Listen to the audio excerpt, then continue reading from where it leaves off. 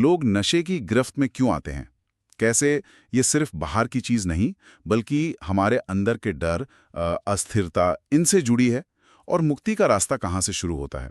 मतलब हमारा मकसद है स्रोत के जरूरी विचारों को समझना। हाँ, और ये बहुत जरूरी भी है समझना। और शुरुआत शायद सबसे मुश्किल हिस्से से होती है। स्रोत एक एक कड़वी सच्चाई बताता है। बहुत सारे लोग इसलिए शराबी बने रहते हैं क्योंकि वे मानते ही नहीं कि उन्हें ये समस्या है। ये मानना इतना मुश्किल क्यों है और इसे स्वीकार करना क्यों पहला सबसे जरूरी कदम है स्रोत के अनुसार।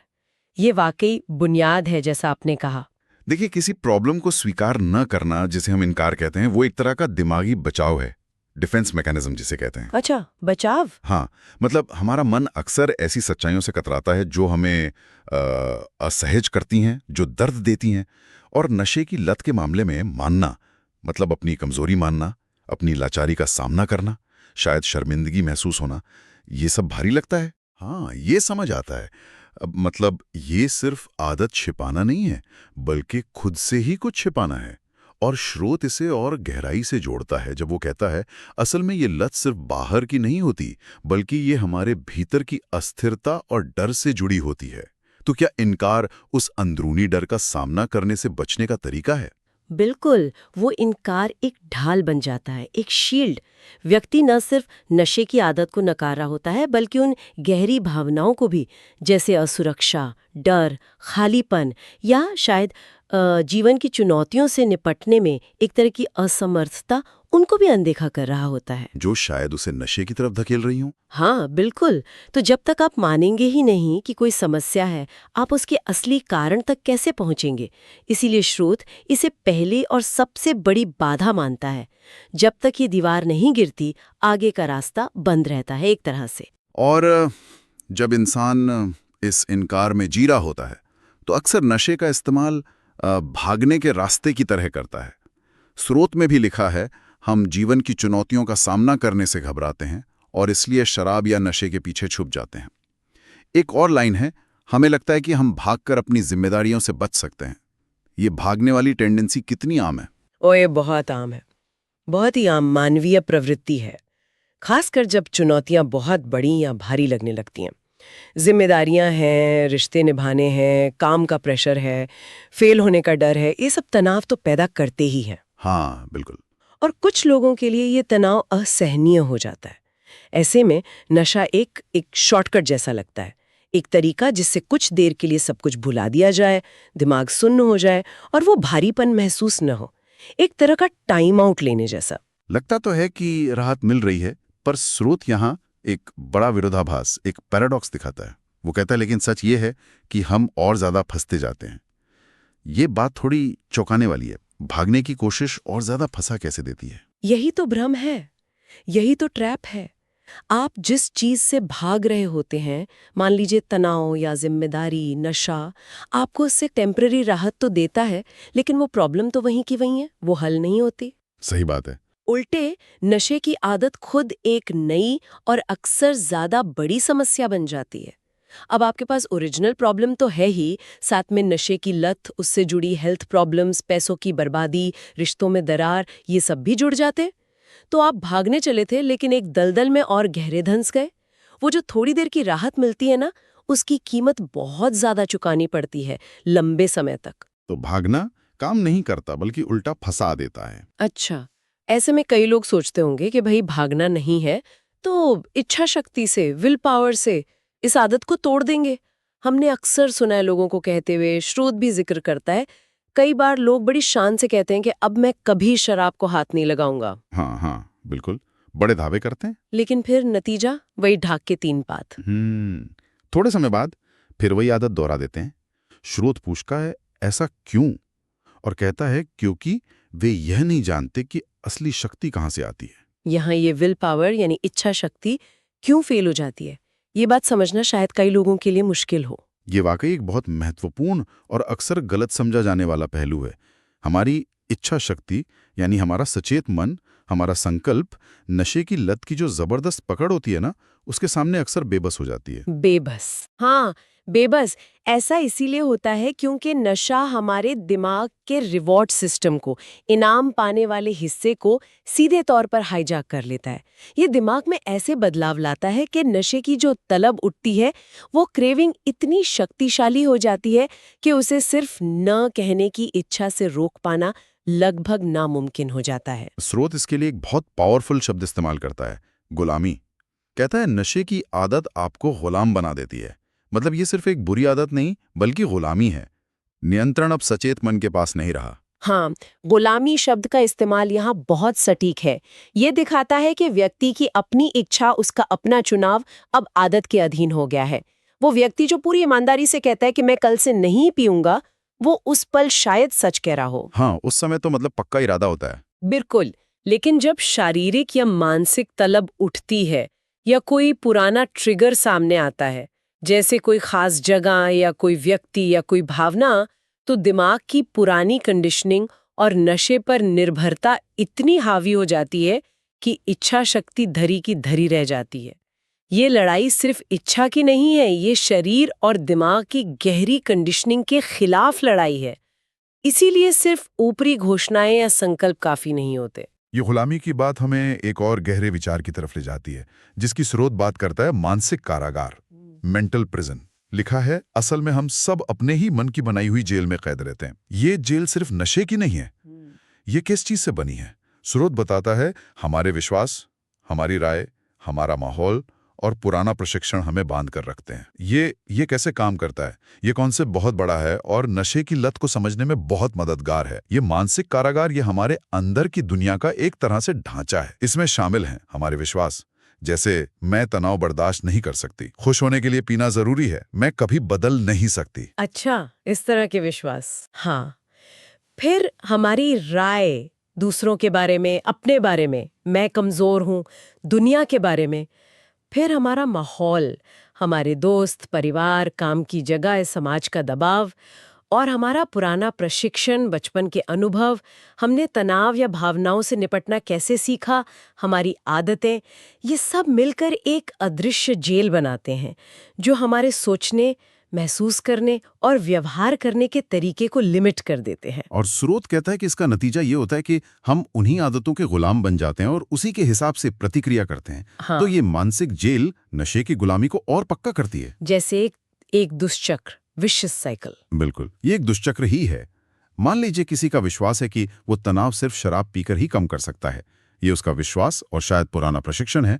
अब जब भी उसे तनाव होता है, ये माहौल का हिस्सा हो सकता है, उसकी पहली प्रतिक्रिया क्या होगी? शराब पीना। ये ऑटोमेटिक हो जाता है, बिना सोचे समझे। हाँ, आदत बन जाती है। हाँ, उसकी राय हो सकती है कि थोड़ी सी पीने में क्या हर्ज है, या मेरे दोस्त भी तो पीते हैं। ये सब मिलकर नशे के व्यवहार को सही ठहराते हैं, उसे नॉर्मलाइज करते हैं और उस मानसिक कारागार की दीवारों को और मजबूत करते जाते हैं। व्यक्ति सिर्फ नशे की केमिकल का गुलाम नहीं रहता, वो अपने ही विचारों, विश्वासों और प्रतिक्रियाओं के पैटर्न का भी गुलाम बन जाता है। इससे बाहर निकलना इसलिए मुश्किल होता है क्योंकि आपको सिर्फ सब्सटेंस से नहीं बल्कि अपने ही मन की कंडीशनिंग से भी लड़ना होता है। ये तो वाकई एक दोहरी कैद लगती है। एक तरफ नशे की शारीरिक और दिमागी पकड़ और दूसरी तरफ हमारे अपने ही बनाए हुए विश्वासों और आदतों का जाल। सुनने में ये काफी निराशाजनक लग सकता है, थोड़ा हैवी है। हाँ, है तो। लेकिन स्रोत यहाँ उम्मीद नहीं छोड़ता। वो एक मोड़ की बात करता है, एक टर्निंग पॉइंट जहां से बदलाव शुरू हो सकता है। वो कहता है लेकिन जब आप सच्चाई को स्वीकार करते हैं तो वहीं से बदलाव की शुरुआत होती है। हाँ, और यही वो निर्णायक मोड़ है, इनकार के अंधेरे से निकलकर स्वीकृति की, एक्सेप्टेंस की रोशनी में आना। जब तक व्यक्ति इनकार में है, वो प्रॉब्लम से लड़ ही नहीं रहा, वो तो उसके होने को ही नकार रहा है। स्वीकृति का मतलब है पहली बार आंखें खोलकर देखना और कहना, हाँ ये समस्या है, हाँ मैं इसका शिकार हूं, हाँ ये मुझे नुकसान पहुंचा रही है। ये आसान नहीं होता, इसमें बहुत हिम्मत लगती है क्योंकि इसके साथ दर्द, शर्म, डर जैसी भावनाएं जुड़ी हो सकती हैं। और स्रोत इस स्वीकृति को और स्पष्ट करता है।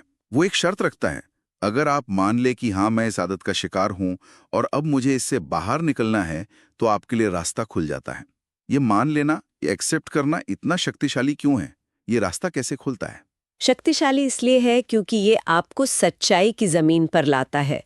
आप सोचिए, आप एक अंधेरे कमरे में हैं और दरवाजा ढूंढने की कोशिश कर रहे हैं, लेकिन आप मानते ही नहीं कि आप कमरे में बंद है। आप दरवाजा कैसे ढूंढेंगे? स्वीकृति वो पहला कदम है, जब आप मानते हैं कि हाँ, मैं इस कमरे में हूं और मुझे बाहर निकलना है। अच्छा, सही बात है। जैसे ही आप ये स्वीकार करते हैं, कई चीजें बदल जाती हैं। एक, आप प्रॉब्लम को डिफाइन कर पाते हैं। दो, आप मदद मांगने के लिए तैयार हो सकते हैं, डॉक्टर से, थेरेपिस्ट से, सपोर्ट ग्रुप से, परिवार से। तीन, आप समाधान खोजने की दिशा में सोच सकते हैं, स्ट्रैटेजीज बना सकते हैं। और चार, आप उन गहरी अंदरूनी वजहों पर, डर, अस्थिरता, उन पर काम करने की शुरुआत कर सकते हैं, जिनकी हमने पहले बात की थी। इनकार आपको पैसिव और फंसा हुआ रखता है, स्वीकृति आपको एक्टिव बनाती है और संभावनाओं के दरवाजे खोलती है। ये हार मानना नहीं है, बल्कि लड़ाई शुरू करने की पहली शर्त है। तो ये स्वीकृति महज एक मेंटल एग्रीमेंट नहीं है, बल्कि ये एक सक्रिय कदम है जो बदलाव की प्रक्रिया को शुरू करता है। और यहीं पर स्रोत अपने सबसे महत्वपूर्ण संदेश पर पहुंचता है, जो शायद पूरी चर्चा का सार है। शक्ति आपके भीतर ही है, बस उसे पहचानने और इस्तेमाल करने की जरूरत है। स्वीकृति का इस आंतरिक शक्ति से क्या संबंध? संबंध बहुत गहरा है। देखिए, जब तक आप इनकार में जी रहे हैं, आप अपनी शक्ति को बाहरी चीजों में ढूंढ रहे होते हैं, शायद ये सोचकर कि इच्छा शक्ति काफी होगी या कोई चमत्कार हो जाएगा या प्रॉब्लम खुद ब खुद चली जाएगी। आप अपनी आंतरिक क्षमता से, अपनी इनर स्ट्रेंथ से कटे हुए होते हैं। स्वीकृति आपको अंदर देखने पर मजबूर करती है। जब आप अपनी लाचारी या गुलामी को स्वीकार करते हैं, तो पैराडॉक्सिकली आप अपनी ताकत को भी महसूस करना शुरू कर सकते हैं।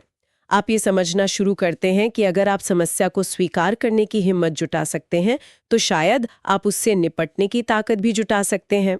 स्वीकृति आपको अपनी स्थिति की जिम्मेदारी लेने में मदद करती है, और जिम्मेदारी लेने से ही शक्ति का एहसास होता है। ये आपको बाहरी बैसाखियों जैसे नशा पर निर्भरता कम करके अपनी आंतरिक क्षमता को पहचानने और उसे डेवलप करने की ओर प्रेरित करती है। स्रोत कह रहा है कि समाधान बाहर से नहीं आएगा, वो आपके अंदर ही मौजूद है, बस उसे जगाना है, और स्वीकृति उस जागरण का पहला कदम है। ठीक है, तो अगर हम इस पूरी बातचीत को समेटें, तो स्रोत हमें नशे की लत को एक जटिल सफर की तरह दिखाता है। ये शुरू होता है इनकार से, मतलब सच्चाई से मुंह मोड़ने और जीवन की मुश्किलों से भागने की कोशिश से। हाँ, बिल्कुल। लेकिन ये भागना एक भ्रम साबित होता है, जो हमें और गहरे फंसा देता है। इच्छा शक्ति अकेले काफी नहीं होती, क्योंकि नशा हमें गुलाम बना लेता है। और ये गुलामी सिर्फ नशे की नहीं, बल्कि हमारे अपने विश्वासों, माहौल और पुरानी आदतों से बने मानसिक कारागार की भी है। सही कहा। लेकिन इस अंधेरे में एक रोशनी की किरण है, स्वीकृति। पूरी ईमानदारी से अपनी स्थिति को स्वीकार करना, यहीं से बदलाव का दरवाजा खुलता है। और अंत में स्रोत हमें याद दिलाता है कि असली ताकत कहीं बाहर नहीं, हमारे अंदर ही मौजूद है। बस जरूरत है उसे पहचानने और इस्तेमाल करने की। तो कुल मिलाके ये बाहरी लत से ज्यादा एक अंदरूनी लड़ाई है ना? और इसकी शुरुआत होती है अपने सच का सामना करने से, जो हमारे विश्वासों, राय, माहौल और पुराने प्रशिक्षण से बनती है। ये मुख्य रूप से नशे की लत के संदर्भ में समझाई है। लेकिन क्या ये अवधारणा सिर्फ यहीं तक सीमित है? अच्छा सवाल है। सोचने वाली बात है कि हमारे जीवन के और कौन से क्षेत्र हैं जहां हम अनजाने में ऐसे ही मानसिक कारागारों में कैद हो सकते हैं? क्या हमारे रिश्तों में कुछ ऐसे पैटर्न हैं जिनसे हम निकल नहीं पा रहे? क्या करियर में हम किसी खास सोच या डर की वजह से अटके हुए हैं? हाँ, हो सकता है। क्या अपनी क्षमताओं को लेकर हमारे कुछ ऐसे विश्वास हैं जो हमें आगे बढ़ने से रोक रहे हैं? कहाँ-कहाँ हम अपने पुराने प्रशिक्षण के गुलाम बनकर ऑटोमेटिक रिएक्शन दे रहे हैं, बिना ये समझे कि हम ऐसा क्यों कर रहे हैं? स्रोत का ये कहना कि शक्ति भीतर है, बस उसे पहचानने और इस्तेमाल करने की जरूरत है, क्या जीवन की इन अन्य चुनौतियों पर भी उतना ही लागू होता है?